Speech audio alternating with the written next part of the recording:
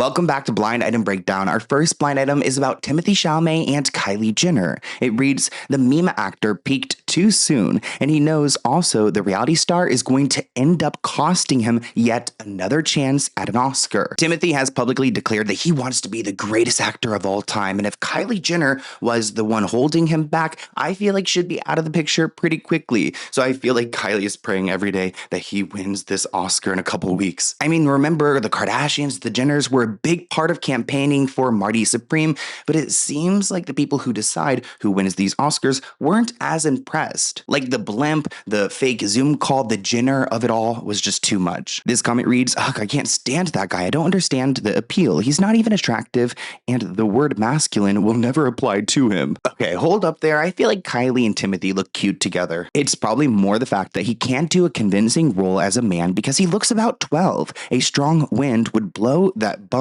fluff off his face. I thought Kris Jenner had this Oscar business all sorted out for him though. In exchange for her intervention with the members of the Academy, he has to marry her daughter. He probably realized that the juice isn't worth the squeeze on this deal. He chose to do the dance with the devil in more ways than one. If he thinks that his career is having issues now, just wait until he tries to cut off the relationship. He will get trashed like all the others, which is so true because I don't think that there's a Kardashian ex that I really care for. Like Pete Davidson has tried to change his life around, but I feel like after you're done with them, they have a way of ruining your name. This person writes that everyone's basically rooting for him to lose the Oscar. And I feel like a big part of that is because of Michael B. Jordan's recent win. I feel like a lot of people realized that he deserved this award for his performance in Sinners. So I feel like people are just kind of over. I mean, Marty Supreme to me just seems a little bit less interesting than Sinners. But we did see that Timothée and Kylie are spending a lot of time together. They've been bouncing around all of LA. I feel like part of the reason we just saw Kylie and Timothée out is because we did not see Kylie at the Actors Awards. He brought his mother, Timothée brought his mom.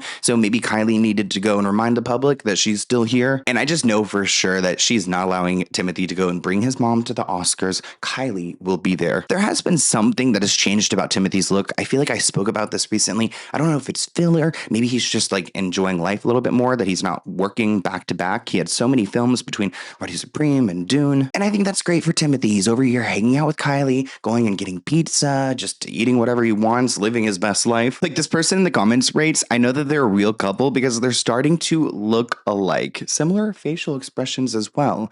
Comment below, is that a thing? Another person said that Kylie glows with him, and I'm glad that Kylie seems really happy, especially because she planned a very special birthday present for Timothée, and he had a temper tantrum over it, which is kind of wild because he's a grown man in a very privileged position, and if your billionaire girlfriend's like, hey, we gotta go take a 30-minute drive somewhere, I would suck it up because it's probably worth it. 12 times in theaters when it came out. Yeah, his girlfriend set him up a screening and then it's up for his birthday. This is true, man. This is true. For my last birthday. And I was grumpy on the way there because I didn't know where she was taking me. That's my birthday. Why are we driving 30 minutes outside of LA? I got to the theater. It was Interstellar and IMAX. I said, oh, I'm sorry. I'm sorry. I was so grumpy on the drive. But, I'm not going to bring that up, man. But listen, man, I love that movie, man. And I just hope, I don't know, seeing so many young faces here. I hope it resonates for you guys too, because I just love that movie, man. And I'm the only person that gets sad every time Casey Affleck comes on screen, because that's when I'm out the movie. But I got a good friend named Ryan. He's a Texas boy. And he says, Interstellar falls off at minute 37. So the sources say that these two are currently living together, and I believe it because they're always together running these little errands around town, and it probably is nice for Kylie to feel a little bit normal, to go to a pizza place and not to make a big deal out of it like her sisters and have all the paparazzis waiting. The source says that they're basically married already. They're obsessed with each other and always together. And it looks like if Kylie doesn't get her ring this year, she's going to be upset. Kylie definitely runs the show, and supposedly Timothée loves it. It's a great balance between both their personalities, and it works. People are already talking about this wedding, and we don't even have an engagement yet. Fran Drescher at the Actors Awards actually said that she would be willing to go and officiate the wedding. He's a darling, Now, very talented man. Very talented. Now, there are a lot of rumors about him and Kylie, possibly engagement rumors. I have an idea based on this top hat that just came to me. Would you officiate the Kylie-Timothée wedding if they asked me and to? could Fine come out of retirement for that? Well, I do officiate gay weddings. So I certainly can branch out and officiate theirs if they wanted me to, but I have a feeling they're not going to ask. Our next blind item is about Katy Perry and Justin Trudeau. It reads, it is the permanent A-list singer who has been leaking the pregnancy stories involving the former A-lister. So it looks like Katy Perry is trying to convince the public that she's currently pregnant by Justin Trudeau. She is so desperate right now for a comeback after that last album was an absolute flop, and let's not even get into the tour. This person writes that Katy Perry would be the second woman that Justin Trudeau has knocked up in the past 2 years. The other is a lawyer in St. John's, Newfoundland. Oh, not the lawyer, so she knows her rights. It's made Twitter and an East Coast gossip magazine, but nothing in the mainstream media. Ooh, I am interested in Justin Trudeau's other woman. Politicians' children are off limits unless they chose to be like Justin's oldest boy, Xavier, who's trying to break into the music industry. Well, kind of helps that his stepmom is Katy Perry, or well, future stepmom. One person said, Justin Trudeau is pregnant? I had a feeling. This person says, well, he is Canadian, which I do not know what that means. I know that my team, we're all like, well, I'm not Canadian, but they're Canadian. So maybe they can let us know in the comments below. Like, the men are not getting pregnant in Canada, so what does that mean? Anyways, Katy Perry supposedly has these rumors going around that she's pregnant with twins. The Daily Mail reported that Katy Perry is pregnant with twins, which is kind of wild. I mean, she does have one daughter who is named Daisy. She shares with Orlando Bloom. Katy Perry is currently 41, and I believe her daughter is less than 10, but can walk and talk, probably knows their own name. So they're not like a baby. I have seen some rumors about Lady Gaga being pregnant, and I believe she's like 40 as well. So it seems like maybe this is the time for like the pop girlies to go and get pregnant. An insider recently revealed to a media outlet that Katy Perry has increased her diet from 2 to 3 as she's expecting twins with her current love interest, which is kind of wild. I mean, imagine if she wasn't pregnant, but her diet was still increasing 2 to 3. Makes me kind of hungry. The insider says that Justin and Katy's relationship's going great. Nobody actually believed it was going to be a thing, and now that it is, everyone wants them to get married and have these kids. I did see that Katy Perry did some like sponsorship with this AI named Claude. I tried it out. I do not care for it, but it seems like a bunch of celebrities are being paid right now to talk about Claude.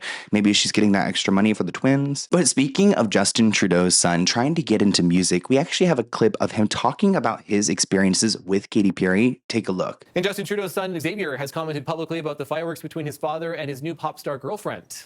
Let's address the little elephant in the room. Have you met Katy Perry? Yeah, I have. You met her? Yeah, she's cool. She's nice. Have you talked to her about like the moon stuff when she went on the moon? I didn't talk to her about that. Did she even go on the moon? She went on like a spaceship. The oldest of Trudeau's children, and said he and Perry have spoken for hours about his own musical ambitions. The former prime minister and the singer were first spotted last summer at a Montreal bistro and officially made their romance public a few months later in Paris. Our next blind item is about Demi Moore and her recent addiction. Oh no, does she need to go to rehab? Not necessarily. This blind item reads, I think she's addicted to Ozempic, but the wasting away of the permanent A-list actress is next level. Plus, it has caused her breast enlargement to look wonky. Okay, leave Demi Moore alone. But I don't know if you guys watched The Substance. I did see that movie, and maybe she found it. Because if you saw the film, once you get the substance, yeah, you look good for a while, but then things start to get, like the blind item says, wonky. This person in the comments writes, where I'm living in the EU at the moment, there's no prescription required for Ozempic and it's less than 50 pounds. I don't mean to get too serious on the subject, but what is the legal and ethical responsibility for a doctor who knows the patient does not need Ozempic or is clearly not taking the medication as prescribed? In my opinion, misusing the shot is just as dangerous as pain medicine. You guys may remember in America when there was like the opioid crisis, there were a bunch of doctors who were charged because it was like uncovered that these doctors were being paid by the people who made the drugs to go and prescribe them to people so they can get the drugs out the door. And I wouldn't be surprised if there's something with GLP-1s and Ozempic where doctors are being convinced or they're getting like benefits from prescribing this to people, even if they don't need it because the drug company is rewarding them. You have to pay attention to big pharma in the States. Taking Ozempic when you don't have to is a form of an ED. One person says it looks like her implants ran to her feet. Oh, that's gotta hurt. She's morphing into her substance character in real life. Something about Demi looked so off last night beyond the weight loss and the huge hair chop. She's definitely had some work done and not good. One person says that Demi hasn't been this skeletal since her marriage to Ashton Kutcher blew up. And right now, I'm not trying to pick on Demi Moore. There's a lot of actresses who seem to be struggling. Like even Emma Stone seems like there's something off here. But these articles are picking up on Demi Moore because it is shocking. And honestly, the people who I know who are on GLP-1s or Ozempic, they are addicted to it. They're addicted to now that they're finally skinny and they didn't have to go and diet or do extreme things to go and lose that weight. So there is definitely an addictive property to it.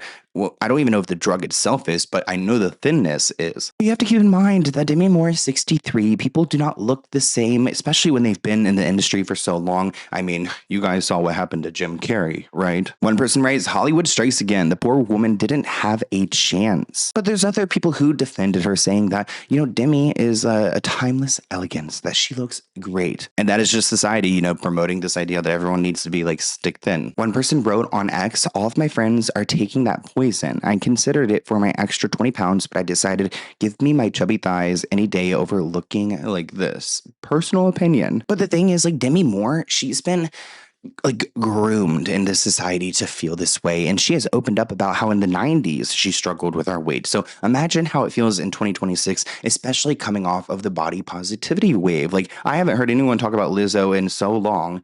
People are over it. They don't care about the body positivity anymore. And it seems like now everyone's just hyper fixated on the skinny like they were in the 90s and the early 2000s. Ozempic is supposed to be a medication to help people who need to lose weight or balance their glucose levels. It's not for people who are already skinny. I do not feel a bit sorry for Demi Moore or Kelly Osbourne. They're abusing the medication. And this person's name is Starla Aoki on X. Yeah. That's not a quote from me, because I do actually feel sorry for these people. I think that there's a lot of layers to it. I think that there's also the pressures of the industry. One person writes, OMG, she looks terrible. I don't know why Hollywood thinks that this is attractive. And that's what I'm talking about. Hollywood is the one who's setting these standards. When I first saw this, I thought that was Courtney Cox.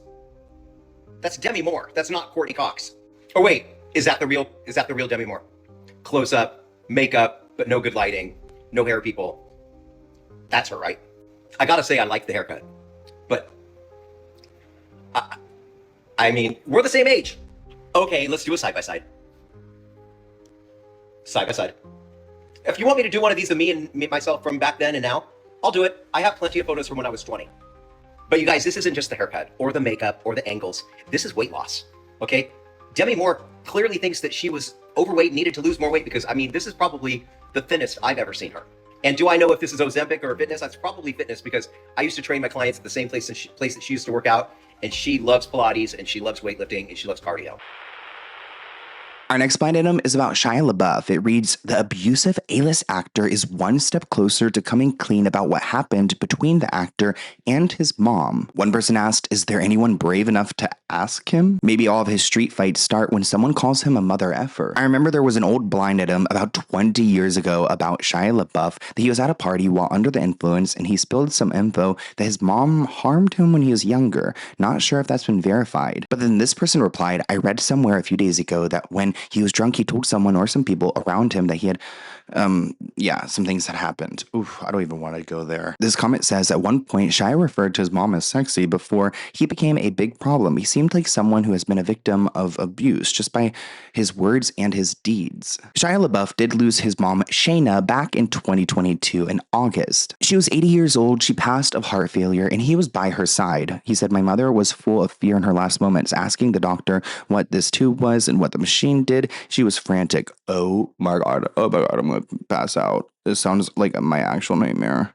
She was deeply interested in God and spirituality her whole life, but she didn't know him, hence her last moments. Oh my God, I'm literally... I get like medical anxiety. Her greatest gift to me was to promote in her dying the necessity of a relationship with God, not an interest, but just a belief, but a relationship built on proof as tangible as a hug. Her last gift to me was the ultimate persuasion for faith, he said. Shia LaBeouf was recently asked what would he do if he had met Jesus, or if he could speak to Jesus, and this is what he had to say. What would you say to Jesus if you could meet him? I wouldn't say shit. Really? Nah. Bro, I'd kiss him. I kiss him, I kiss his feet. No one say nothing.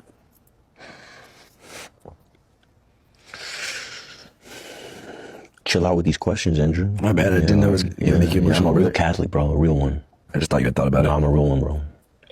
I want to believe. It's something. Well, hey, bro, you gotta hit your head into the wall hard enough where you just go, f it. It's the only way, dog. That's how you find God? Yep, for me.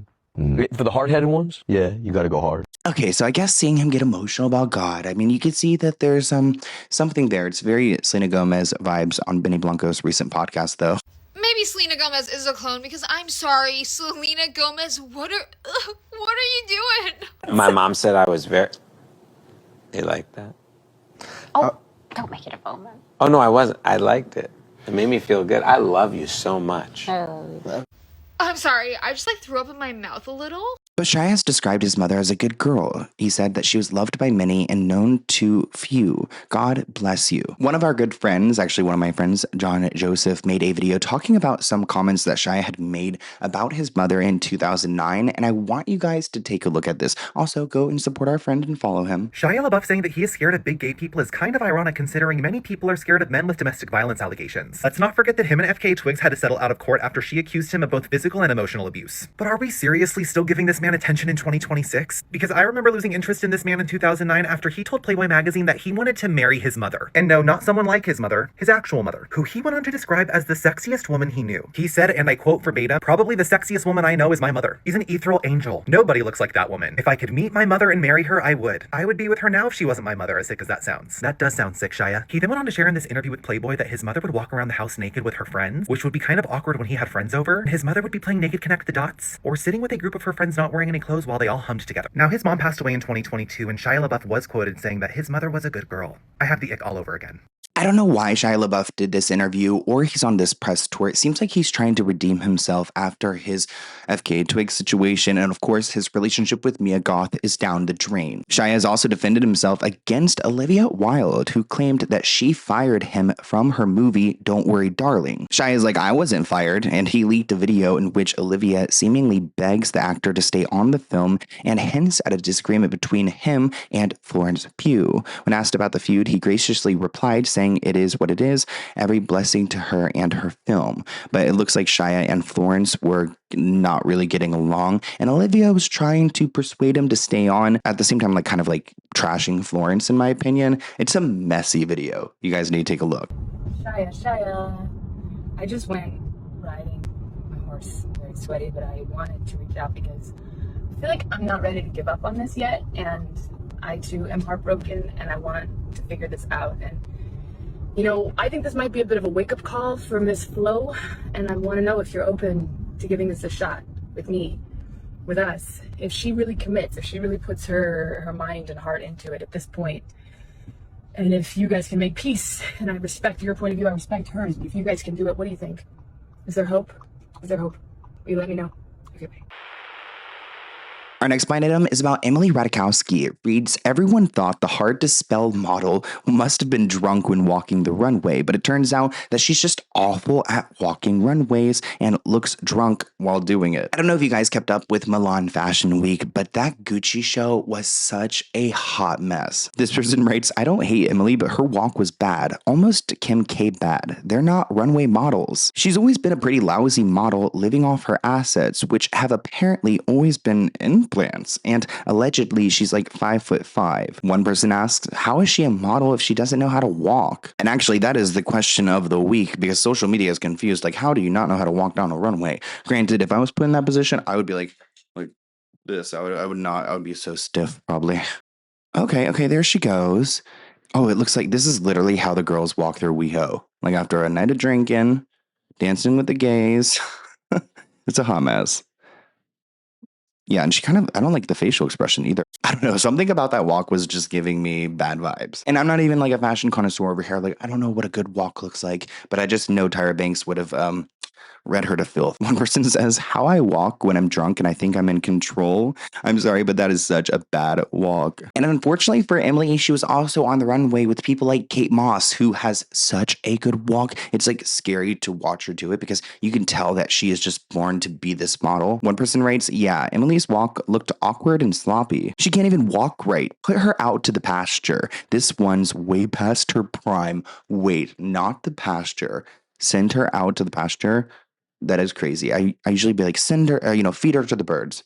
Give them to the birds. But sending to the pasture, I might have to steal that. This dress is gorgeous. She's always going to look stellar and stunning, but this walk is actually very puzzling to me and to the entire internet. Low-key, this whole show was a mess. Like, they had one of the models doing this thing where he was pulling out his phone and texting, which, like, sure, whatever, I don't know what commentary is being made here. Maybe it falls under what the team was trying to do by releasing these, like, AI images ahead of the show. I think people assumed that, one, it was rage bait, and two, there was going to be some sort of, like, profound messaging in this runway show. It's Demna's first collection. It's a big debut for him with Gucci. That this AI stuff was, like, used in the marketing to then, like, be flipped on its head during the actual runway, but that just didn't happen. The looks themselves, like, were fine. Some of them were bad. But one person I actually was gagging over was Kate Moss. Like, this is really good. But this Emily Ratajkowski walk, it looks video game-like. It doesn't even look real. The way that she's, like, moving her hand around her hip and then flipping her hair back, and the hip movement.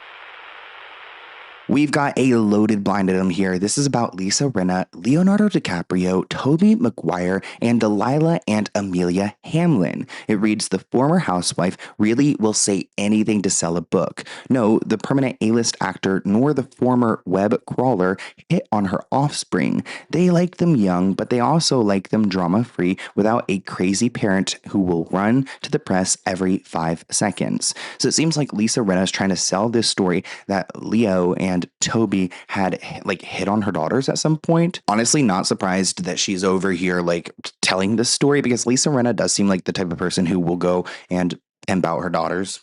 Let me know if you want a video about that in the comments below. It's really giving like Temu Kris Jenner. This comment reads, she's easier to control than what you think. Just wet her lips and smack her into a wall like a plunger. She'll stick for days.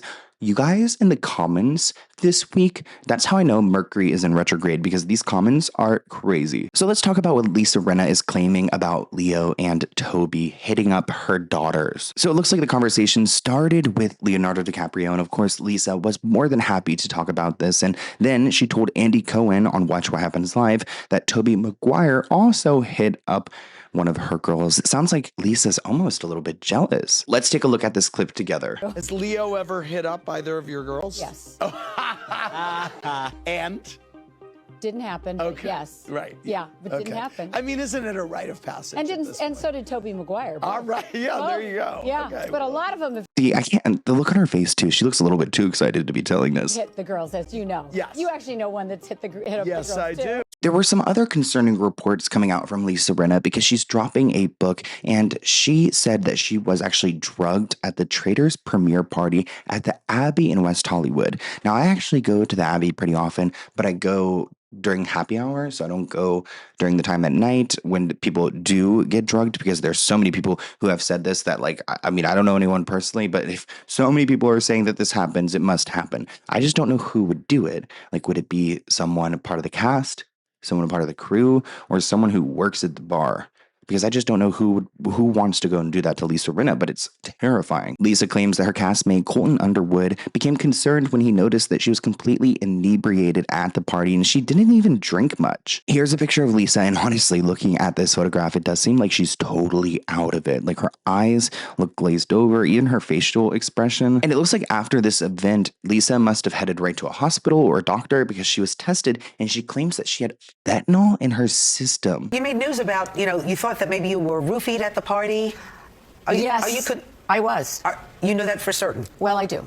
Did you take like a test or something? I did. Do you know what it was? I had fentanyl in my system. What? Yes, I'm not kidding. I had fentanyl, high levels of amphetamines and other things, but I can't talk a lot about it because we're still dealing with it. It was leaked, and my team is dealing with it now. So you're not going to obviously say who you think might have done that? I can't say, but it was at the Abbey in West Hollywood.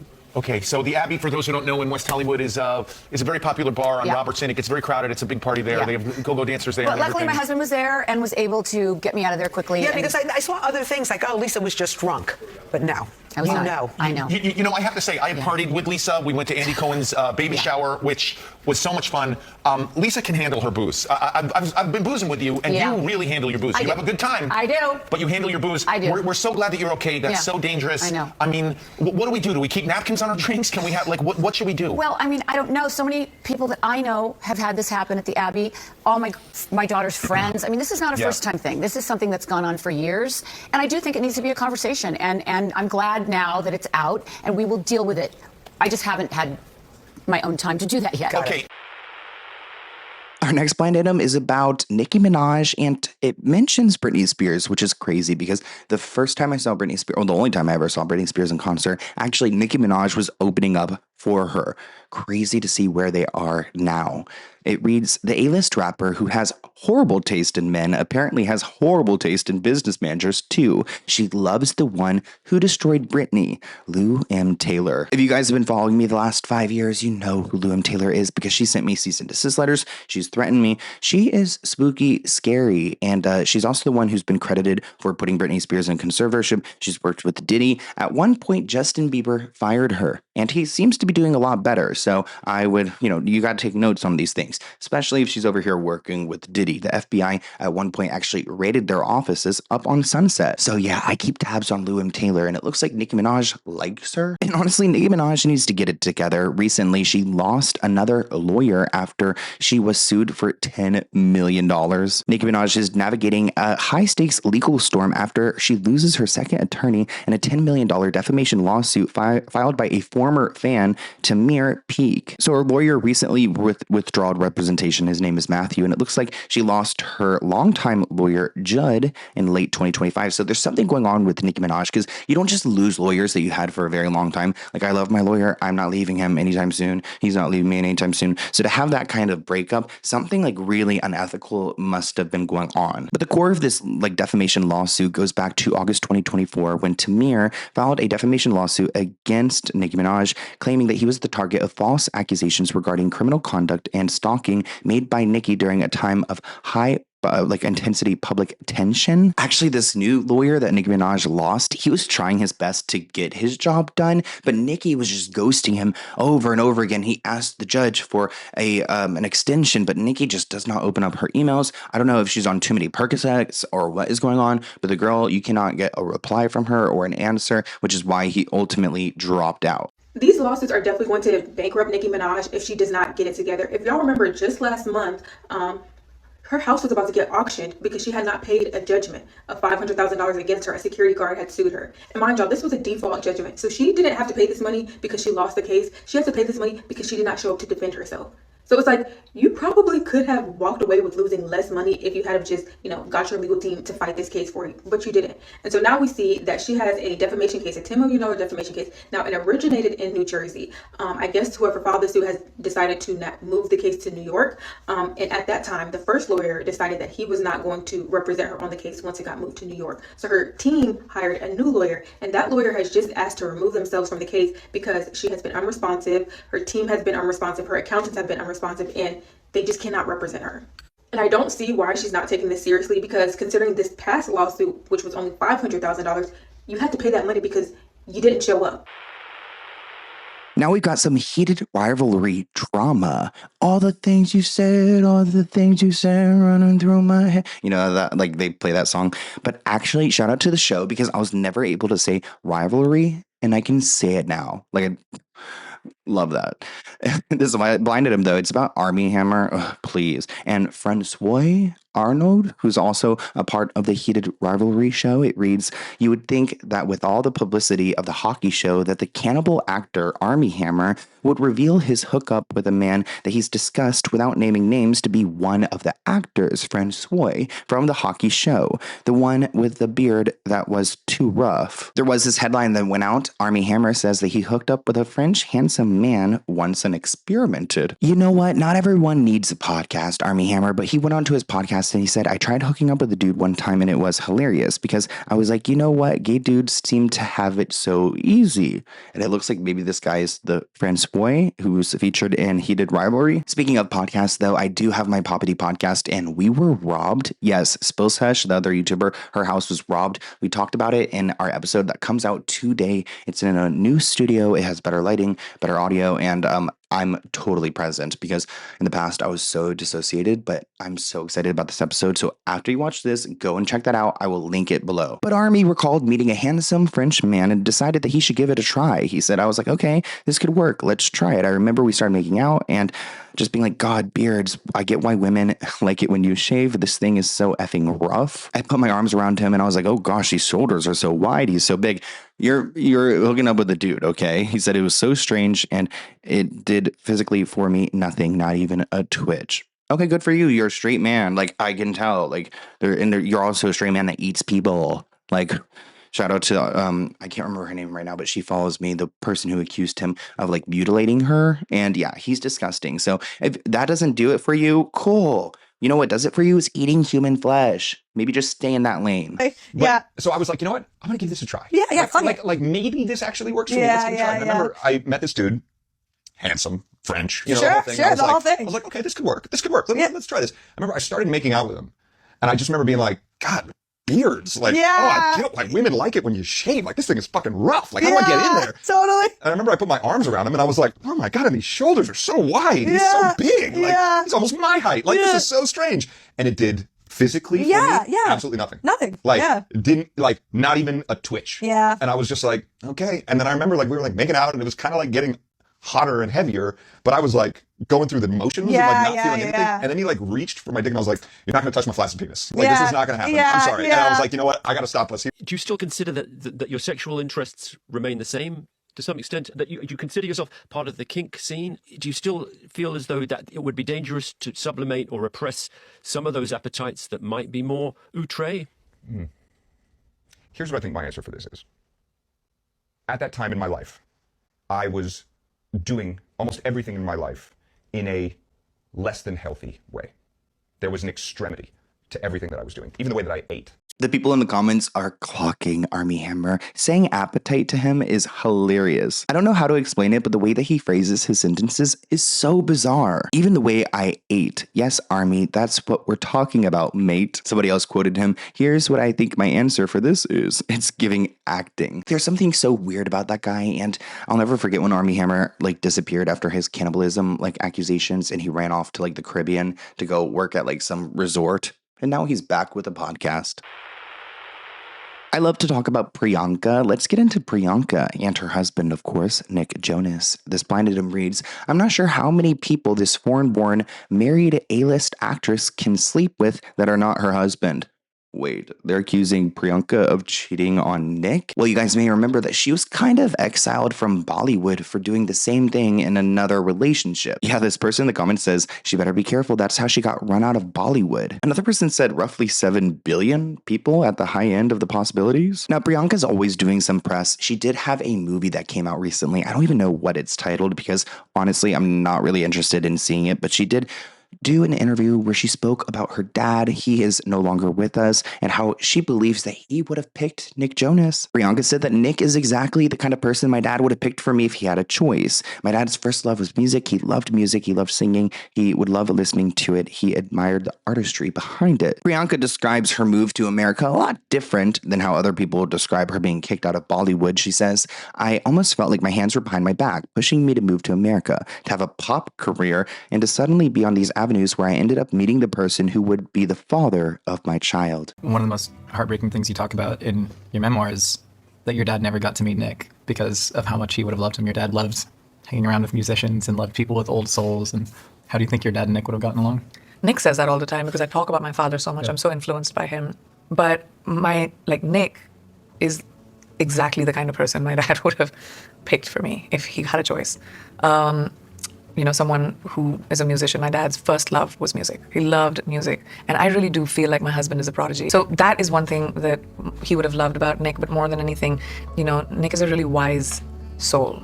I think that he would have wanted someone like that for me because that ain't me. I think you're plenty wise, but there is still a bit of a counterbalance. No, the balance that you need, that would have been a wish of mine, that my dad would have met my husband and my daughter. Our next blind item is about Cher's son, Elijah Blue Allman.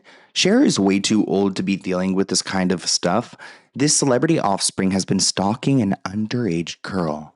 That's what the blind item says. This comment reads, why the hell would he be at a school unless he has a child enrolled there? Another person said that Cher also had her issues and basically shipped him to boarding school when he was 7. There's a documentary coming out this summer about the late Greg Allman. He was not exactly father of the year. Greg Allman is the father of this guy, Elijah, and Cher's the mother, even though they did not have a great relationship together, Greg and Cher. Honestly, it seems like Elijah was like the problem there. Like he was the history keeping them together and probably part of the reason why they just shipped him off. But Cher's son was recently arrested for felony burglary and breach of bail days after he was charged with assault. Ooh, spooky looking. He was also charged with 2 counts of criminal mischief and ordered to go and be held on preventative detention before his arraignment. Oh, we got another picture. Do you believe in life after love, after lockup? Not if you're over here like stalking people at a school, please. The break-in resulted in an unnamed female hiding in the closet. Imagine that dude breaking into your home. I would be freaking out too. Nothing was stolen from the property, but the musician allegedly caused damages about $1,700 to one of the doors and a rug that he dropped a cigarette on. So he broke into this house, what? For not even to steal things? Then what was his intention? His second arrest comes after he was detained for allegedly assaulting and trespassing at a school, St. Paul's, in New Hampshire. Officers for the police responded to the prep school after receiving a report of a suspect causing a disturbance and acting belligerently around 7 p.m. Over the past few years, we've actually talked about Elijah because at one point there was talk of him being put into a conservatorship. He's had issues with addiction. The guy is just struggling. It almost seems like he's just living a nightmare. Cher's son was arrested a second time in New Hampshire over the weekend, this time for felony burglary. It's unclear what, if any, ties Elijah Blue Allman actually has to southern New Hampshire to this area. But he's now in jail because he was arrested for the second time in just 3 days. Elijah Blue Allman, the son of singer Cher and the late Greg Allman, arrested in Windham, New Hampshire on Sunday morning for allegedly breaking into somebody's home. According to the police report, shortly before 10 a.m. Sunday, a woman reported a man had broken into her residence through the back door and that she was hiding in a closet inside the home. When police responded to the house, they say they found a broken back window and Allman sitting on the couch smoking a cigarette. He stated that he had permission from the homeowner to enter the residence and break the door, but he did not have permission, police say. He was arraigned on burglary charges and is being held in jail because this is his second arrest in New Hampshire in just 3 days. On Friday, Allman was arrested for assault and trespassing for allegedly causing a scene inside the dining hall at the private St. Paul's High School, but he was released. Allman has no known ties to St. Paul's School or Southern New Hampshire, and court documents list his address in Malibu, California. Allman will be back in court on March 11th. Our next blind item is about Tom Hanks' son, Chet Hanks. This barely there celebrity offspring got rolled by hookers while on blow, but he neglects to mention that in his recent sob story. His comment reads that Epstein should have eaten him as a baby. Ew, what the hell? Somebody said that Chet left his U.S. passport at home. He flew on his Greek passport. He could easily fly into Greece and go to the embassy to get his U.S. passport to fly home, but apparently he needs PR. Somebody else said, I wonder how much it would cost for Tom Hanks to get Colombia to keep his son, which I'm sure Tom Hanks would love to not deal with his son any longer and all the antics that he gets into. So Chet thought this would be a great opportunity to go to social media and to tell everyone that he's trapped in Colombia, free him, to get this attention because he was traveling with the wrong passport. Sounds like a personal problem. Let's go ahead and take a look at a video he posted on his Instagram. So y'all ready for a story time? So I go to Puerto Rico last week for my homie Max's birthday. Have a good time. Then I'm in Puerto Rico and we're all about to leave. I go, I'm only, 2-3 hours away from Medellin. Why don't I go pull up on my homie Taylor who lives in Medellin? Fuck it, yeah, sounds good, right? Well, check this out. I'm traveling with my Greek passport because I'm a dual citizen. Reason I didn't use my American passport is because it's about to expire. And sometimes they don't let you in the country, even if it hasn't expired, but it's about to expire. So I take my Greek passport. I'm supposed to leave today. I go to the airport to check in my flight 3 hours early. This is an international flight. They tell me that if I'm using a foreign passport, I need a green card to get back into America. I don't have a green card because I'm an American citizen. I don't have my American passport with me. So I'm literally stuck in Colombia.